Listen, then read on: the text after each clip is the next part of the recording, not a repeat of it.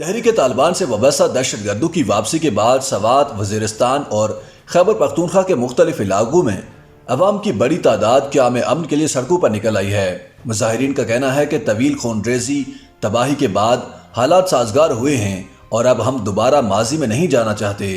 طالبان کی واپسی کے بعد ان علاقوں کے مکین خوفزدہ ہیں۔ کالے شیشوں والی گاڑیاں کھلے عام گھوم رہی ہیں۔ لوگوں کو دوبارہ سے بھتے کی پرچیاں اور دھمکیاں مل رہی ہیں۔ بھتہ نہ دینے والوں کو اغوا کیا جا رہا ہے۔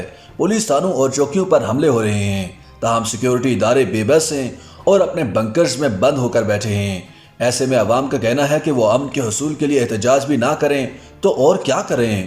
جنوبی وزیرستان کے صدر مقام وانا میں پختون امن پاسون نامی تنظیم کے زیر اہتمام ہونے والے احتجاجی مظاہروں میں شریک مقامی افراد کی جانب سے صرف ایک ہی مطالبہ کیا جا رہا ہے۔ ان کا کہنا ہے کہ انہیں خطے میں نہ سڑک چاہیے نہ کچھ اور، انہیں صرف امن چاہیے۔ سوات میں احتجاجی مظاہروں کے بعد یہ سلسلہ جنوبی وزیرستان کے قبائلی علاقے میں بھی پھیل گیا ہے۔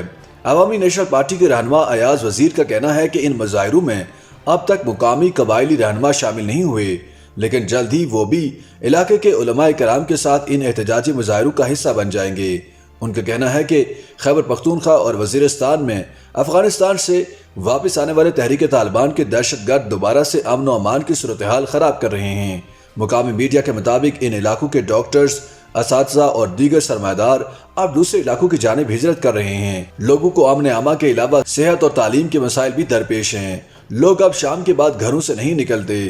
وانا بازار جو رات 10 بجے تک کھلا رہتا تھا اب وہ 4 بجے بند ہو جاتا ہے۔ پیپلز پارٹی کے مقامی رہنما امان اللہ خان نے بتایا کہ انگور اڈے پر پہلے اچھا کاروبار ہوتا تھا، لیکن اب صورتحال یہ ہے کہ لوگ کھانے پینے کو ترس رہے ہیں۔ وزیرستان میں خوف کی فضا ہے۔ مقامی افراد کا کہنا ہے کہ گزشتہ برس افغانستان میں طالبان کے اقتدار میں آنے کے بعد جیلوں سے رہا ہونے والوں میں بڑی تعداد ایسے شدت پسندوں کی تھی جن کا تعلق وزیرستان اور قریبی علاقوں سے تھا۔